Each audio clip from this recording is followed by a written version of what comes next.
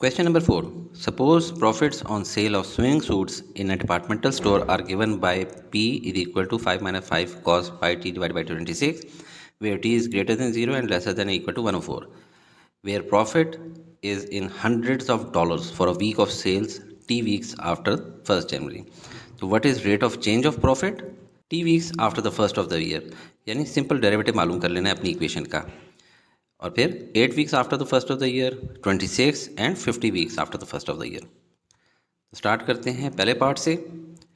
तो ये हमारे पास इक्वेशन गिवन है, profit equal to 5 minus 5 cos pi t by 26, where t is greater than equal to 0 and lesser than equal to 104. यानी देखें साल में कितने हफ्ते होते हैं, 52. तो ये 2 साल के लिए ये फार्मूला वैलिड है. ज़ाहिर महंगाई आती रहती है, इन्फ्लेशन होती रहती है, उस हिसाब से ये फार्मूले चेंज होते रहते हैं. इस क्वेश्चन में चूंकि कॉस का डेरिवेटिव लेना पड़ेगा, लिहाजा कॉस के डेरिवेटिव का फार्मूला देख लें, माइनस साइन ऑफ एक्स होता है. तो अब इस इक्वेशन को हम लेफ्ट साइड पे भी डेरिवेटिव लेते हैं और राइट साइड पे भी.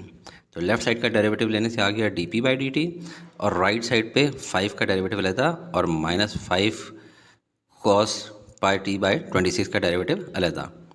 तो इसके डेरिवेटिव 5 से तो आ गया 0 क्योंकि 5 कांस्टेंट है, और इधर से 5 चूँकि कांस्टेंट है राइट साइड पे, तो ये बाहर निकल आएगा, तो ये हो जाएगा -5, और इसका डेरिवेटिव बच जाएगा cos पाई टी बाई 26. तो ये बन गया -5. इसका डेरिवेटिव लेंगे तो ये क्या हो जाएगा, देखें इस फॉर्मूले को नज़र लगाएं, तो ये हो जाएगा minus sine pi T by 26. और यहाँ पे चूँकि सिर्फ t नहीं है, काफ़ी कुछ है. जिस तरह बाकी सवालों में x नहीं होता था, बहुत कुछ होता था, तो हम उसका भी डेरिवेटिव अलग से लेते होते थे. माइनस और माइनस साइन प्लस हो गया, तो ये बन गया 5 और साइन पाई टी बाई 26. और इसका डेरिवेटिव लेना है, तो ये तो चूंकि कांस्टेंट है पाई डिवाइड बाई 26, इसको बाहर निकाल लिया, और derivative of t with respect to t जो कि 1 के इक्वल होता है. तो हमारा जो डेरिवेटिव आ रहा है वो है 5 पाई बाई 26 और साइन पाई टी बाई 26. ये आ गया हमारे पास डेरिवेटिव फंक्शन, जो कि हमें रेट ऑफ चेंज बताता है, जिसे स्लोप भी कहते हैं. इसका ग्राफ देखें, साइनोसॉइडल है क्योंकि साइन फंक्शन था. गर्मियों में स्विंग सूट्स सेल होंगे और सर्दियों में दुकान को लॉस होगा. दुकानदार दुकान का किराया भी भरेगा, बट सेल उस तरह की नहीं होगी. तो डेरिवेटिव फंक्शन में इंडिपेंडेंट वेरिएबल्स, जो कि हमारे केस में टी इन वीक्स हैं, टाइम इन वीक्स, इनके डालने पे प्रॉफिट का रेट ऑफ चेंज उस टाइम पे मालूम हो जाएगा. जैसे यहाँ 0.5, 0 और -0.144. चलें डेरिवेटिव फंक्शन में वैल्यूज़ डालते हैं पार्ट बी में.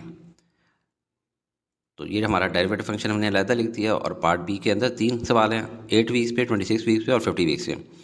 तो पहले 8 की वैल्यू पुट करते हैं इस इक्वेशन में, जहाँ पे टी है. इससे देखें 5 पाई बाई 26 के अंदर पाई की वैल्यू होगी 3.14, जबकि साइन चूँकि एंगल का लिया जाता होता है, लिहाजा यहाँ पे जो पाई होगा उसकी वैल्यू होगी 180 डिग्रीज़. तो ये एक चेक पॉइंट है.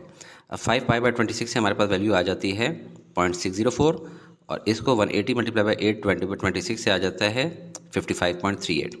0.604 एज इट इज़, और साइन ऑफ 55.38 कैलकुलेटर से निकाल लेंगे तो वो आ जाएगा 0.822. इन दोनों को मल्टीप्लाई करने से आंसर आता है 0.497, और ये वैल्यू है hundreds of dollars per week में. क्यों? क्योंकि देखें where profit is in hundreds of dollars for a week, तो इसलिए hundreds of dollars for a week कर लिया. अब इसको जब इससे मल्टीप्लाई करेंगे तो ये आ जाएगा 49.7. राउंड कर लेते हैं 50 में, तो $50 पर वीक. अगला पार्ट है 26 वीक्स आफ्टर. तो 26 की वैल्यू डाल दी इसके अंदर, और यहाँ इसकी वैल्यू हमें पता है, ये आई थी 0.604. और ये देखें 26 से कट जाएगा तो अंदर पाई बचा, यानी पाई होता है 180. तो साइन ऑफ 180 कितना होता है, 0. तो ये हमारे पास 0.604 इंटू 0, इससे हमारे पास आ गया $0 पर वीक. यानी वो वक्त जबकि सेल हो तो रही है, लेकिन मुश्किल से दुकान का किराया ही निकाल पा रही है. आगे जाएं तो जी 50 की वैल्यू डालते हैं. अब इसके अंदर देखें, इसकी वैल्यू तो यही आएगी 0.604. इसकी value 50 multiply by 180 divide by 26 से आ जाती है 346.15. तो 0.604 मल्टीप्लाई बाई, इसको साइन ऑफ दिस लेंगे कैलकुलेटर से, तो वैल्यू आ जाती है -0.24. अब नेगेटिव साइन आ गया, इन दोनों को मल्टीप्लाई करें तो वैल्यू आ जाती है -0.144, और ये वैल्यू है in hundreds of dollars per week. तो 100 को इससे मल्टीप्लाई कर दें तो ये हो जाएगा -$14.4 पर वीक. यानी हर वीक लॉस हो रहा है $14.4 का. यानी ये विंटर सीज़न की बात आ रही है.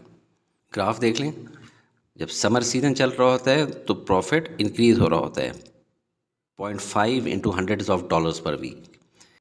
और जब समर सीज़न जाने लगता है तो बस लॉस भी नहीं हो रहा होता, लेकिन प्रॉफिट भी नहीं हो रहा होता, बस ऐसी ही दुकान खोली हुई हमने। और फिर जब विंटर सीज़न चल रहा होता है तो इसमें लॉस ही लॉस चल रहा होता है।